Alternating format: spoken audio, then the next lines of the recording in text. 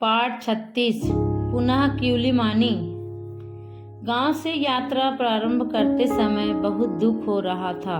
पिताजी की मृत्यु के पश्चात माँ काफी टूटी हुई है। स्वास्थ्य पर भी इस बात का बुरा प्रभाव पड़ा है। अब रक्तचाप सामान्य नहीं रहता है। मधुमेह की शिकायत भी रहती है। टॉमी और जेसी को निकट पाकर जेम्स को काफी तसल्ली हुई। लैब की ओर जाते हुए जेम्स ने अपने आप से पूछा, अफ्रीका की यह जिंदगी कितने दिनों की है? यहाँ आना परमेश्वर की इच्छा अनुसार हुआ था। अब यहाँ से जाना भी परमेश्वर की इच्छा अनुसार ही होगा। ऐसा ही होना भी चाहिए। युद्ध के लिए बाजुओं को मजबूत बनाना है। उसने स्वयं उत्तर खोज निकाला। क्यूलिमानी में जिंदगी की गाड़ी पहले की तरह चलने लगी। बारिश का मौसम निकट आ रहा है। गांव का मौसम उससे काफी भिन्न है। गांव में दिसंबर और जनवरी में ठंड पड़ती है, तो यहाँ जुलाई अगस्त में ठंड पड़ती है। जब गांव में ठंड का मौसम आता है तो यहाँ भीषण गर्मी और उसके ठीक बाद बारिश होती है। क्यूलिमानी के लोग, विशेषकर देहातियों की दृष्टि में, बीमारियों के 3 ही मुख्य कारण होते हैं। पहला एड्स, दूसरा मलेरिया और तीसरा झाड़ फूक। इनके अलावा ना तो कोई रोग है और ना ही कोई बीमारी। उनका मानना है कि एड्स और मलेरिया के अलावा जो भी बीमारियां आती हैं वे किसी जादू टोने के कारण आती हैं। गांव में अभी भी अंधविश्वास और कुप्रथाओं का बोलबाला है। लोगों के स्वास्थ्य की स्थिति बेहद खराब है। भोजन वस्तुओं के महंगे होने और उनके आहार पोशाक की दुर्लभता जैसी बातें इसका कारण हैं। और तो और स्वच्छता के विषय में भी काफी पीछे हैं। बारिश के मौसम में बीमारियों का बोलबाला रहता है। बुखार और उल्टी आम बात है। यह भी कहा जा सकता है कि मोजाम्बिक में ऐसा एक भी नागरिक नहीं होगा जिसे कभी मलेरिया न हुआ हो। चूंकि कुल आबादी का 20% एड्स पीड़ित है, अतः उनकी रोग प्रतिरोधक क्षमता बेहद कम है।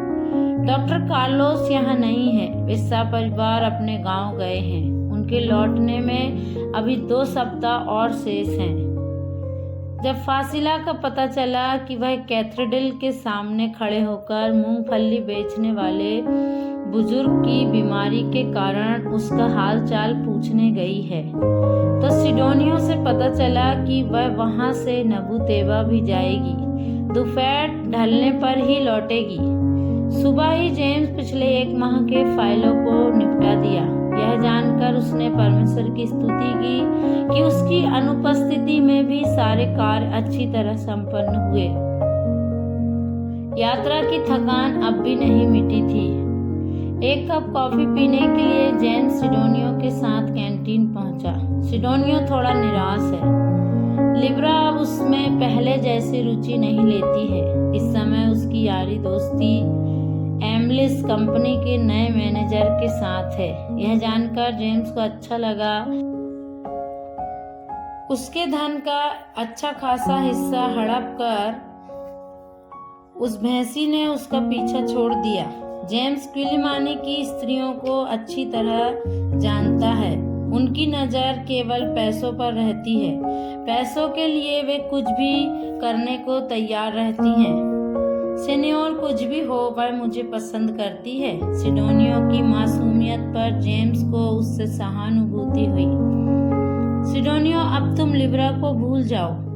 तुम ही तो कह रहे थे कि अब वह अधिकांश समय नए मैनेजर के साथ व्यतीत करती है। और तो और उसका स्वभाव तुमसे मेल भी नहीं खाता है। माफ करना कि मैं इतना खुलकर कह रहा हूँ। तुमसे प्यार करता हूँ ना, इसलिए।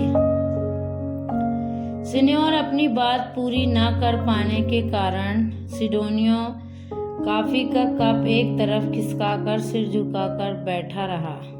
वे बात कर ही रहे थे कि जेम्स ने फासिला को गेट पार कर भीतर की ओर आते देखा। साथ में कोई और भी है। वह ऊपर से नीचे तक तांबाई रंग, मानो पैंट के डिब्बे में गिरा हो। सिडोनियो, देखो फासिला, कोई साथ में है। उसकी हालत कुछ सही नहीं लग रही है। जेम्स कुर्सी पर से उठ खड़ा हुआ। वे जल्दी ही उसकी ओर बढ़ चले। फासिला, क्या हुआ? उसके साथ वाले व्यक्ति की ओर देखकर पड़ोसियों ने पूछा। उस पर लगे कीचड़ की दुर्गंध नाखूनों में प्रवेश कर रही है। उस व्यक्ति की आंखें ही कीचड़ से बची हैं। माथे पर लगे चोट से खून भी बह रहा है। पूरे शरीर पर से कीचड़ बह रहा है। ऐसा लग रहा था मानो वह अभी अभी धान के खेत के कीचड़ में लौट कर आ रहा है। कीचड़ का सड़न युक्त दुर्गंध। क्या बताएं? फासिला घटना का वर्णन करने लगी। वह बेचारा नबूतेवा से नाव पर सवार हुआ था। लोगों से भरी उस नाव में फासिला भी थी। नाव का किराया देने के लिए उसके पास 10 मेटिकल्स कम थे। उसने वापसी में देने का वायदा किया, परंतु नाव वाला नहीं माना।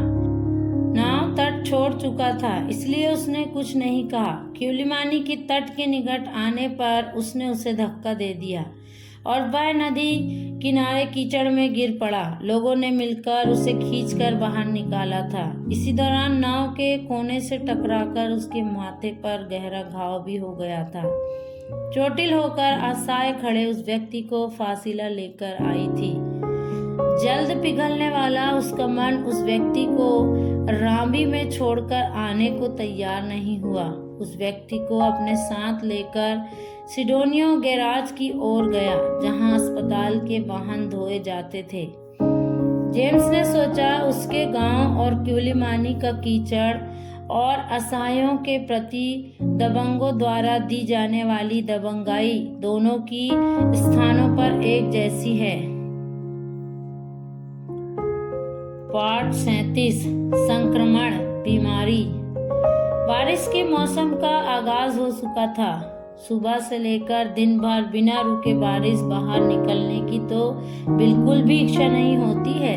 गर्मी के मौसम के बाद बारिश प्रारंभ होने पर बीमारियां भी फैलने लगती हैं। अस्पताल आने वाले मरीजों की संख्या में भी सामान्य से अधिक वृद्धि हो जाती है। बुखार और उल्टी की शिकायत लेकर मरीज आने लगे थे।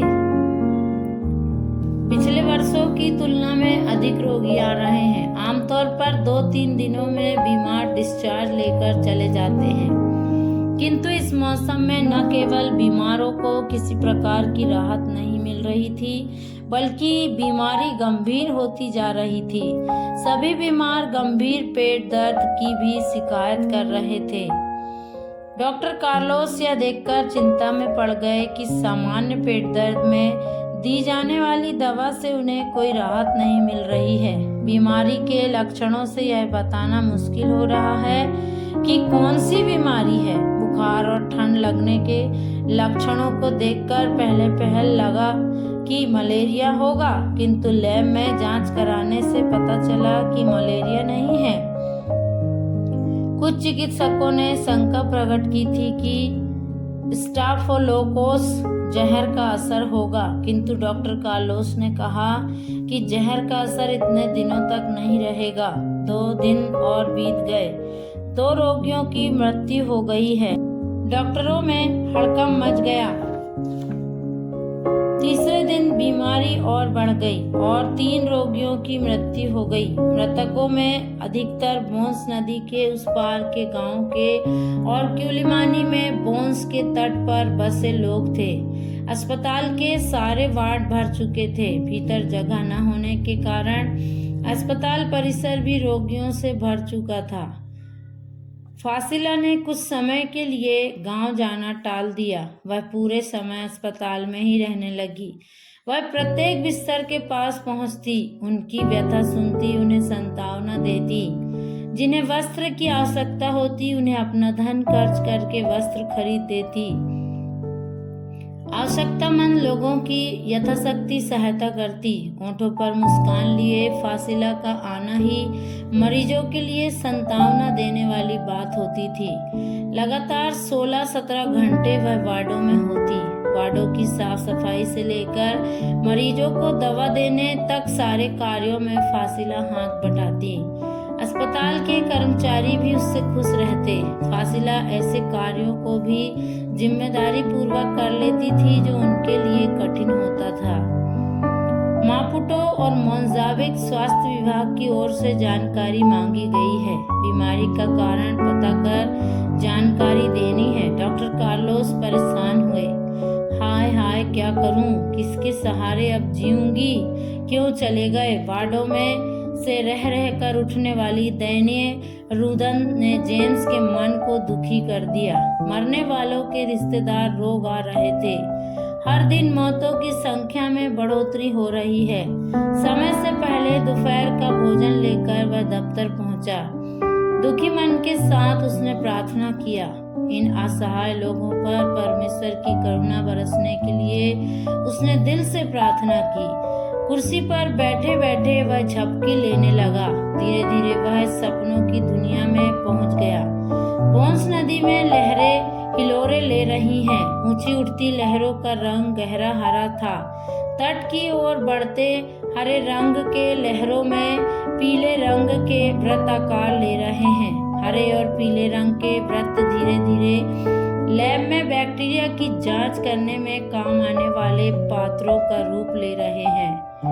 TCBS रसायनों से भरे पात्र, चमकते पीले बैक्टीरिया कॉलोनी। जेम्स उछलकर खड़ा हो गया। कॉलेरा, कॉलेरा, वह जोर से चिल्लाया। बगल के कमरे में से सिडोनियो दौड़ कर आया। क्या हुआ सेनियोर, क्या हुआ? सिडोनियो, यह कॉलेरा है, निर्जीव किया गया विवियोर कॉलेरा बैक्टीरिया। कहते कहते जेम्स हाँफने लगा। प्रार्थना करने के बाद मैंने एक झपकी ले ली थी। एक सपने में मैंने वह देखा। बात न कर पाने के कारण जेम्स परेशान हो गया। उसके माथे पर पसीने की बूंदें चुहचुहाने लगी। सिडोनियो को परमेश्वर पर विश्वास नहीं था। कुछ जवाब न देकर वह अचकचा देखता रहा। जेम्स ने बैक्टीरियोलॉजी लैब के इंचार्ज को बुलवा भेजा। रोगियों के रक्त और नदी के पानी से नमूने लेकर तुरंत ही जांच करने का निर्देश दिया और उसके बाद उसने तुरंत ही डॉक्टर कार्लोस को फोन किया।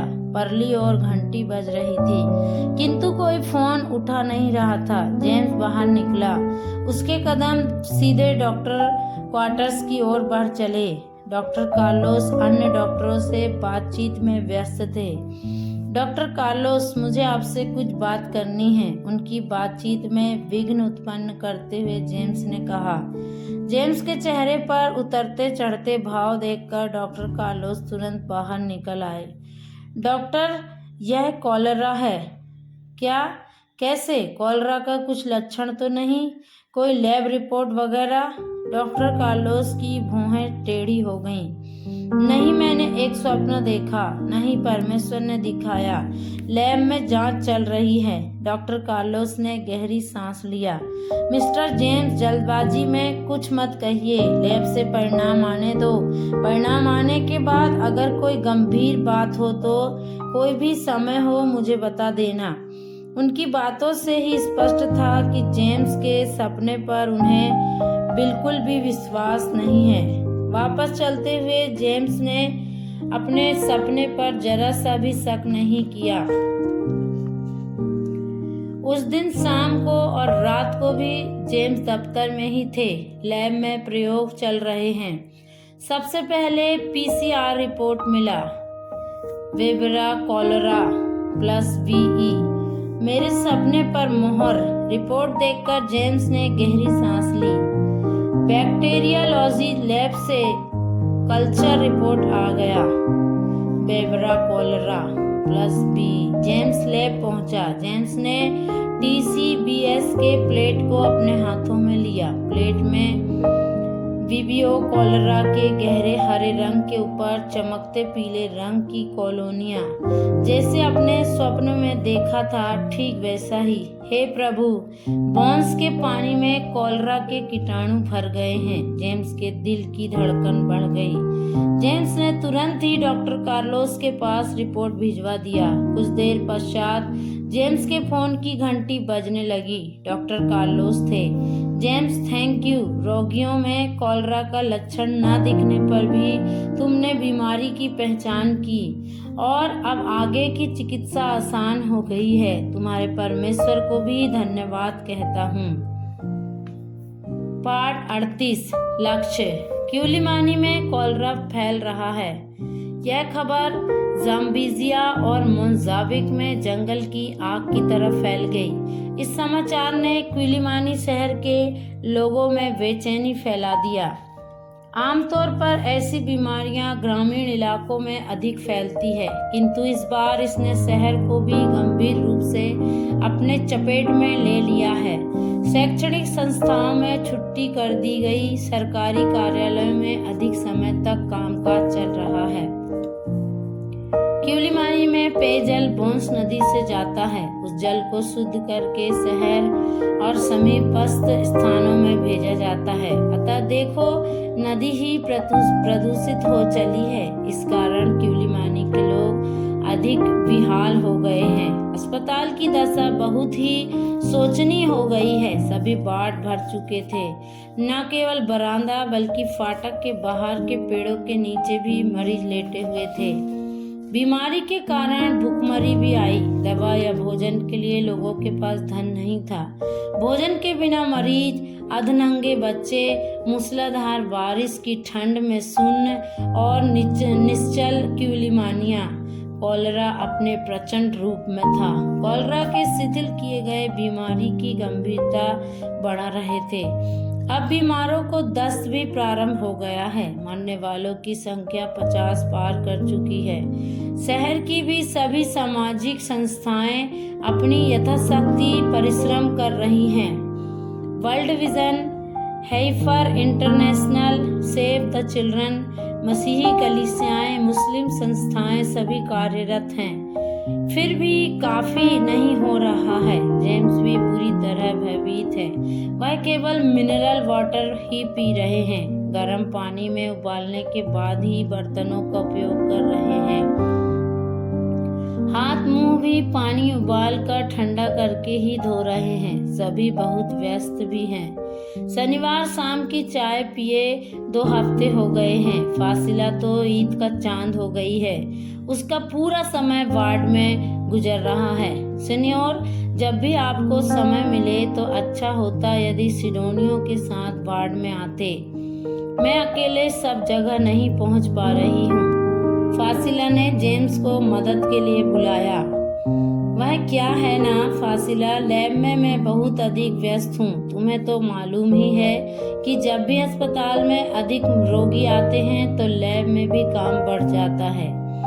कॉलरा के प्रति अपने मन के भय को बाहर न दिखाते हुए बचना चाहा। सही बात है सीनियर, मुझे मालूम है कि आप बहुत व्यस्त हैं। मैं तो बस ऐसे ही। अपनी असहाय व्यवस्था को छिपाने के लिए उसने बाहर की ओर देखा। वह काफी कमजोर दिख रही थी। फासिला, तुम कम से कम समय पर भोजन तो लिया करो। अगर बीमार पड़ गई तो सब कुछ धरा का धरा रह जाएगा। जेम्स ने उसे सलाह दिया। मैं चलती हूँ सीनियर। जेम्स की बातों पर विशेष ध्यान न देते हुए वह बाट की ओर चली गई। फासिला से पीछा छूटने पर जेम्स घर की ओर चल पड़े। शाम हो चुकी थी। अंधेरा फैलने लगा था। उसने सोचा कि आज जल्द सोना चाहिए। बहुत थकावट लग रही है। 2 सप्ताहों से लैब में अच्छी भीड़ है। इन सब से परे 4 कर्मचारी छुट्टी पर हैं। नहाने के पश्चात जेम्स प्रार्थना करने के लिए बैठे। गीत गाकर बाइबल पढ़ना प्रारंभ किया। मत्ती रचित सुसमाचार 25वां 41वां पद। हे श्रापित लोगों, मेरे सामने से उस अनंत आग में चले जाओ जो शैतान और उसके दूतों के लिए तैयार की गई है। क्योंकि मैं भूखा था और तुमने मुझे खाने को नहीं दिया। मैं प्यासा था और तुमने मुझे पानी नहीं पिलाया।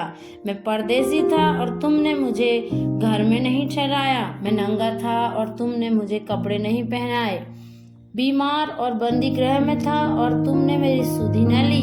तब वे उत्तर देंगे, हमने तुझे कब भूखा, प्यासा, नंगा देखा और तेरी सेवा टहल नहीं की। तब वह उन्हें उत्तर देगा, मैं तुमसे सच कहता हूँ, तुमने जो इन छोटों में से छोटों से किसी एक के साथ नहीं किया वह मेरे साथ भी नहीं किया, और यह अनंत दंड भोगेंगे। जेम्स ने पढ़ना बंद किया। मन के भीतर कहीं एक असहजता। जेम्स ने पुनः एक बार पद 41 से आगे पढ़ा। तुमने जो इन छोटों में से किसी एक के साथ नहीं किया वह मेरे साथ भी नहीं किया। यह वचन उसकी अंतरात्मा में तूफान बनकर जोर मारने लगा। उसके स्पष्टीपटल पर चलचित्र की भांति वे असहाय लोग एक एक कर उभरने लगे जो बरामदे में, आंगन में और पेड़ों की छांव में पड़े हुए थे। उनकी आशारहित आंखों में कांटों का मुकुट पहने उस दीनहीन व्यक्ति की छाया। इन छोटे से छोटे, हाँ वह मैं ही हूँ। कान में कोई फुसफुसा रहा है। जेम्स के हाथों से बाइबल नीचे गिर पड़ा। मुझसे गलती हो गई है प्रभु, उन छोटों से छोटों में मैं तुम्हें नहीं ढूंढ पाया। बुदबुदाते हुए वह तुरंत उठ खड़ा हुआ। एक मफलर लेकर जेम्स ने अपने गर्दन पर लपेटा और रात्रि भोजन के लिए न ठहरकर गहन अंधकार की परवाह न करते हुए वह अस्पताल की ओर बढ़ चले। हाय, अरे यह क्या हो गया? किसी वार्ड में से किसी का करुण क्रदान सुनाई दे रहा था। किसी की मृत्यु हो गई है। वार्डों में से बच्चों और महिलाओं का रोना और सिसकना सुनाई दे रहा है। बरामदों में लेटे लोग ठंड से बचने का उपाय खोज रहे हैं। 9 बज चुके हैं। जेम्स बच्चों के वार्ड में पहुंचे। उम्मीद के अनुसार फासिला अब भी मरीजों की तीरंदारी में लगी हुई थी। वह वर्ल्ड विजन द्वारा दिए कंबल बच्चों में बांट रही थी। भारी ट्रॉली ढकेलकर एक एक बिस्तर के पास जाकर वह बच्चों में कंबल वितरित कर रही थी। पास जाने पर वह जेम्स को पहचान नहीं पाई। सीनियर, आप इस समय यहाँ? उसने आश्चर्य पूछा। हाँ फासिला, मैं ही हूँ। अपनी जिम्मेदारी समझने में मैंने देर कर दी। मैं ट्रॉली को धक्का लगाता हूँ और कुछ काम हो तो बता देना, मैं कर दूंगा। उसकी बातों में पछतावा था। पाठ 39। सजगता। जितने वर्ष उसने गवा दिए थे मानो उसके प्रायश्चित के रूप में जेम्स कोरोला पीड़ित लोगों के बीच में कार्य करने लगे। भोर को 5 बजे घर से निकलने के पश्चात 9 बजे लैब खुलने तक वह वार्ड में होते हैं। लैब खुलने के बाद 1-2 घंटे में लैब के फाइल वगैरह देखकर आवश्यक निर्देश देने के पश्चात पुनः वार्ड में पहुंच जाते हैं। इस प्रकार प्रारंभ होने वाला दिन अक्सर रात अधिक गहराने पर ही समाप्त होता है। अन्य दिनों में भी रात काफी बीतने के बाद ही घर पहुंचना संभव हो पाता है। कुछ ग्रामीण पुर्तगाली भाषा से बिल्कुल ही अनभिज्ञ हैं। वे बास्को भाषा बोलते हैं। जेम्स को तो थोड़ा बहुत पुर्तगाली भाषा ही आती है। इससे कामकाज में कुछ दिक्कत हुई। ग्लोरिया को भी उत्साहपूर्वक राहत कार्यों में भाग लेते देखकर जेम्स को आश्चर्य हुआ। जेम्स को समझ में आ गया कि उसके पीछे फासिला का प्रभाव ही काम कर रहा है। फासिला किसी को भी मजबूर नहीं करती है, किंतु उसके कार्यों को देखने वाले, उसकी कर्तव्य निष्ठा और दर्शन को समझने वाले उसकी ओर आकर्षित हो रहे हैं। ग्लोरिया भी उन्हीं में से एक है। आप सभी के कार्य बहुत ही उत्तम हैं, किंतु सफाई और बीमारी से बचाव अधिक महत्वपूर्ण है। मत भूलिए कि दीवार होने पर ही चित्र बनाया जा सकता है। डॉक्टर कार्लोस की बातों में गंभीरता का पुट अधिक था।